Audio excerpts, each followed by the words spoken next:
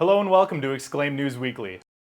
I'm Sarah. And we're here to get you caught up on all the music news from the past week. We got some sad news this week. Prince passed away at the age of 57. The singer did not have a will. His sister has come out calling it a state of emergency, that there is no one in place to execute what is a pretty sizable estate. He's got his property at Paisley Park, which is valued at $27 million, as well as a discography that's only going up in value at this point. As of right now, Tidal is the only streaming service out there with ownership rights to it, and it's also hard to find a lot of that stuff physically. You'll have to do some serious crate digging if you want to get your hands on most of Prince's discography. A Canadian angle in Prince news developed this past week when his former Toronto home went up for sale. Of course, he lived in this city from 2001 to 2006 and really enjoyed his time here. He was seen at plenty of Raptors games and recorded 2004's Musicology out in Mississauga. The home itself is listed at $12.8 million and is gated off entirely on 2 acres of property, and also reportedly features an award-winning swimming pool as well as 6 bedrooms and 10 bathrooms. What would you do in a house with 10 bathrooms? Hire somebody else to clean it. A last bit of Prince news to emerge this week is that his former band, The Revolution, are actually going to be reuniting. They've announced that they will be getting back together in some capacity. They haven't announced a new album or tour dates per se yet, but that's something to look forward to. That is the band that worked with him on seminal albums like 1999, Purple Rain, and Around the World in a Day. Speaking of bands getting back together, pop-punk favorites Blink-182 are back with a new single titled Bored to Death, and that comes from an album titled California, which will be out July 1st. And they'll spend a lot of the summer taking that on the road. Who's going to be taking that on the road? I'm having a little trouble keeping track of who's in the band anymore. Well, of course, this latest development follows the conscious uncoupling from former frontman Tom Delonge.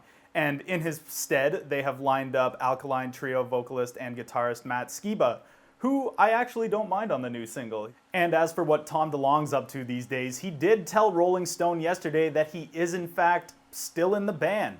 Somehow, even though he's been at work with the US government, Department of Defense, NASA, and the military on some top secret projects that he can't tell anyone about. He started from the bottom, and now he's apparently 12 feet tall sitting down.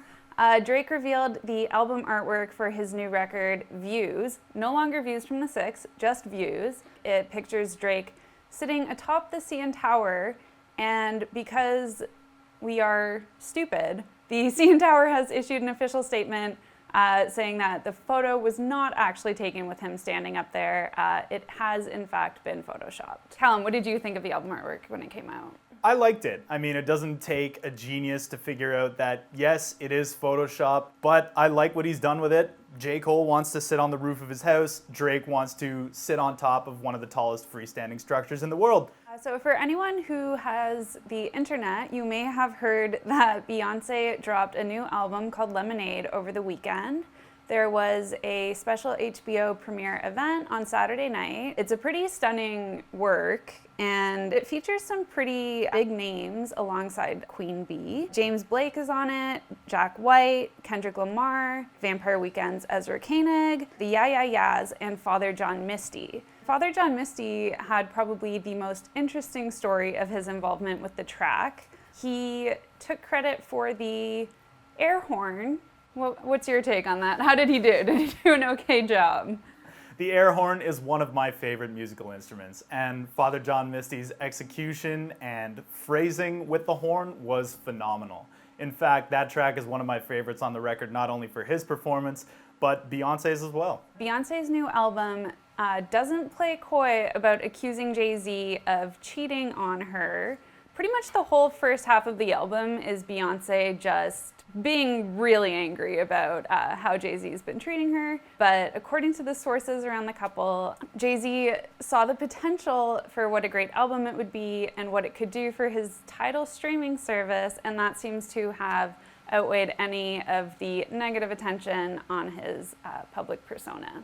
As Jay-Z once famously said, "I'm not a businessman, I'm a businessman." And so if that means doing whatever it takes to save his floundering streaming service, more power to him and his wife.